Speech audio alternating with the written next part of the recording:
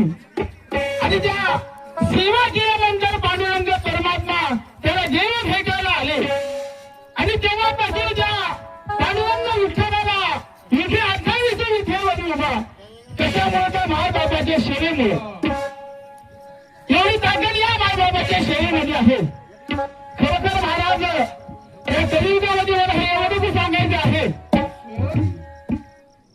मी काल भजनाला गेलो होतो एकनाथ पाटील हे सांगलो होतो केळ्याला केळ्याची भजनी मिळत सोबत होती. तिथं भजनाचा विषय काही हाच ठेवला की संत आणि देव मला म्हणायचे पहिली म्हणजे ते एकूण पास व्हायला आले आणि विचार करायला भावीचा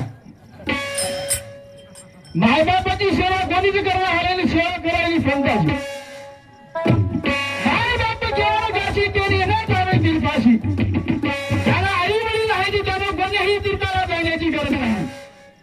आई वडिलांची सेवा कोणी करणार आहे आणि मला संताची आणि देवाची सेवा कराय आणि मी देवाला मंजूर नाही. तुम्ही देवाची सेवा करताल पण देवाला ही आई वडिलांची सेवा तुम्ही दिली नाही तर ते त्या देवाला मंजूर नाही.